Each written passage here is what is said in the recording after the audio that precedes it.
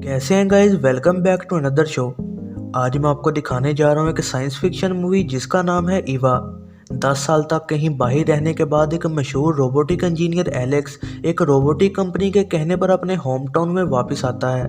इस कंपनी को उसकी एक पुरानी साथी चला रही होती है। उसे एयरपोर्ट पर उसका भाई लेने आता है। उसका भाई भी एक रोबोटिक इंजीनियर ही हुआ करता था। ये वो टाइम है जब इंसान बहुत ही समझदार रोबोट्स के साथ ज़िंदगी गुजार रहे होते हैं और उनमें से कुछ रोबोट्स को इमोशंस भी दिए जाते हैं ताकि वो इंसानों जैसे ही ज़िंदगी गुजार सकें।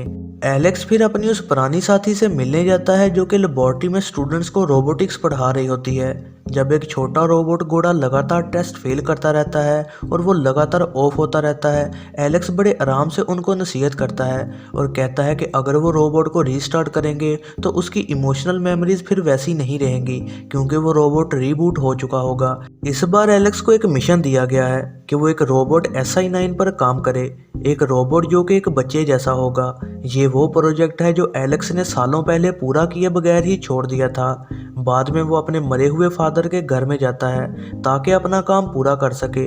अगली सुबह वो उठता है और वो एक SI-9 रोबोट बटलर से मिलता है जिसे कि उसके लिए खाना पकाने और सफाई करने को भेजा गया है।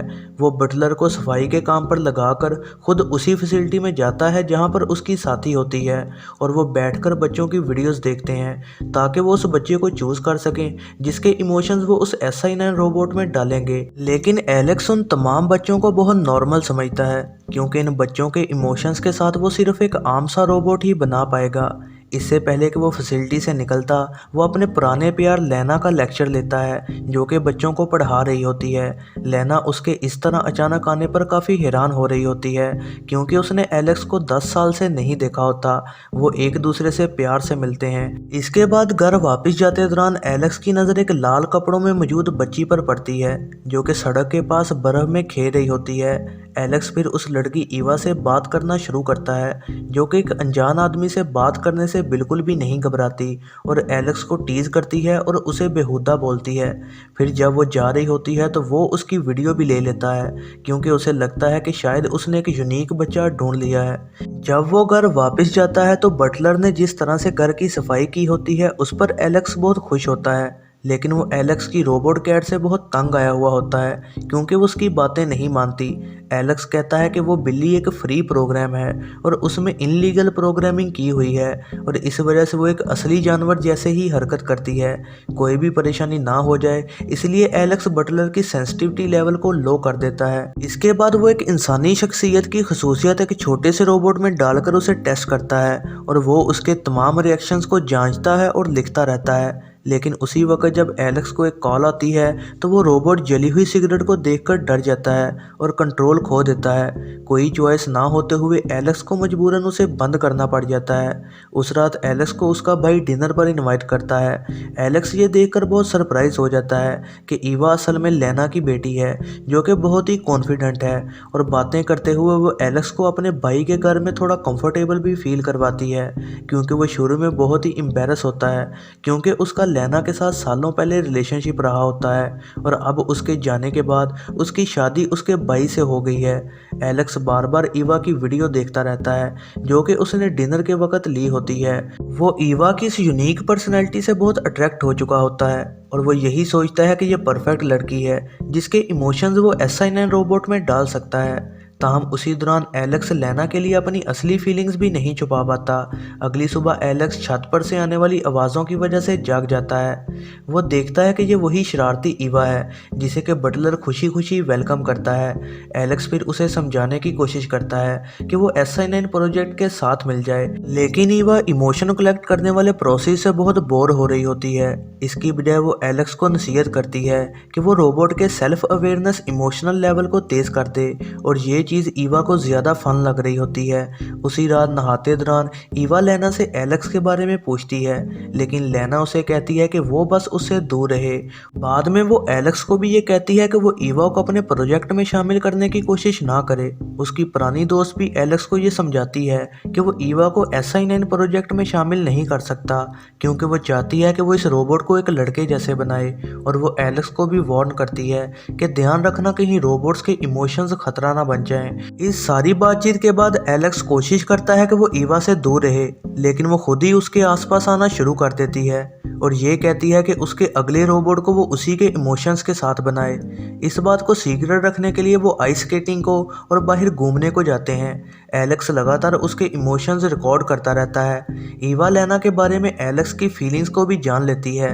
अगले दिन एलेक्स इन नए इमोशंस को SI-9 रोबोट पर टेस्ट करना शुरू कर देता है। उसके फंक्शन शुरू में बहुत अच्छे से काम कर रहे होते हैं, लेकिन उसके सेल्फ अवेयरनेस प्रोग्राम की वजह से वो एलेक्स के लिए खतरा बनने लग जाता है। जब एलेक्स उस पर हंसता है और फिर वो उसकी तरफ एक औजार गुस्से से फेंक देता है और इस वजह से एलेक्स को सेल्फ डिस्ट्रक्शन कोड बोलकर उसे ऑफ करना पड़ता है, जिसकी वजह से रोबोट तबाह हो जाता है और इसके साथ उसकी सारी मेहनत भी। फिर परेशान हुआ एलेक्स ग्रेजुएशन पार्टी में जाता है, जहां पर वो लेना को डांस के लिए इनवाइट करता है और इस तरह उसे अपने लवर के लिए फिर से पुरानी फीलिंग्स आने लग जाती हैं।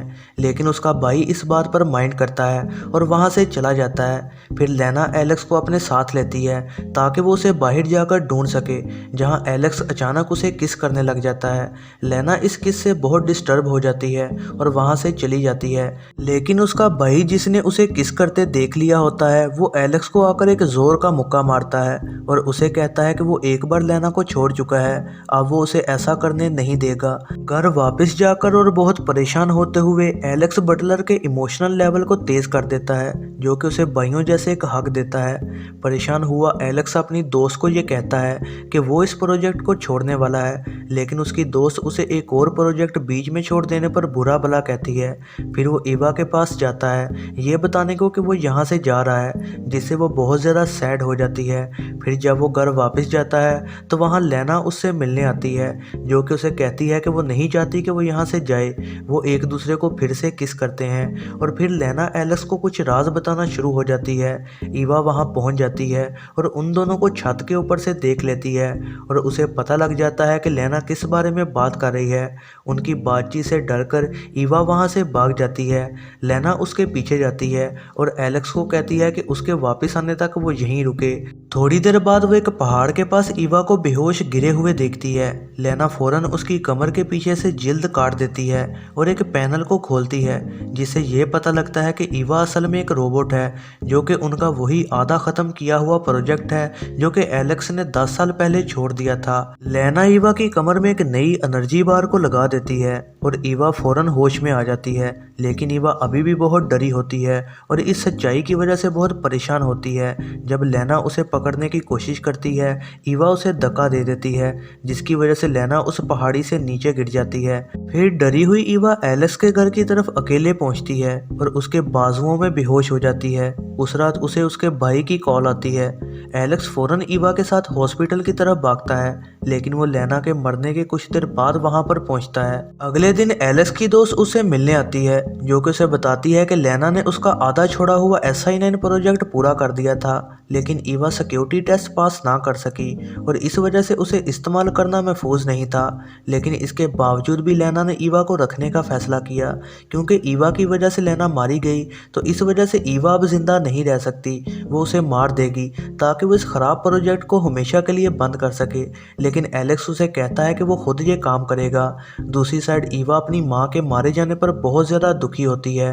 वो बटलर को सब सच बताती है, जो कि इस बेचारी छोटी बच्ची को चुप करवाने की कोशिश करता है। एलेक्स फिर ईवा को आखिरी बार स्केटिंग पर लेकर जाता है। ईवा लगातार एलेक्स को कहती रहती है कि वो उसे ठीक कर दे, लेकिन एलेक्स वापस घर जाते दौरान पूरे सफ़र में बिल्कुल खामोश होता है। बटलर उनको घर वापस आने पर वेलकम करता है, लेकिन वो आहिस्ता से कुर्सी पर बैठ जाता है और बहुत सैड हो जाता है, क्योंकि उसे पता होता है कि अब क्या होने वाला है। और फिर लैब में जाकर वो देखती है कि एलेक्स तमाम चीज़ें शट डाउन कर रहा है। ईवा को फ़ौरन एहसास होता है कि एलेक्स उसे ठीक नहीं करने वाला। वो चुप करके लेट जाती है और उससे एक आखिरी रिक्वेस्ट करती है। वो उसे कहती है कि वो उसे एक कहानी सुनाए। जब स्टोरी ख़त्म हो जाती है तो एलेक्स डरी हुई ईवा को ज़ोर से हक कर लेता है और फिर वो सेल्फ डिस्ट्रक्शन कोड बोल देता है, जिसकी वजह से फ़ौरन ही ईवा शट डाउन हो जाती है। एलेक्स मरी हुई ईवा को आंखों में आंसू लिए देखता है और इसके साथ ईवा की तमाम इमोशनल मेमोरीज ख़त्म हो जाती हैं। फिर फाइनल सीन में एक नया मेमोरी बल्ब दिखाया जाता है, जहाँ पर एलेक्स लेना और ईवा के साथ बीच पर इंजॉय कर रहा होता है और वहाँ वो बहुत खुश दिखाई दे रहे होते हैं। ये है जरनाब मूवीज़ रिव्यू। वीडियो पसंद आई हो तो लाइक ज़रूर कीजिएगा और ऐसे ही नई वीडियोस के लिए चैनल को सब्सक्राइब और बेल नोटिफिकेशन को ऑन करना ना भूलिएगा।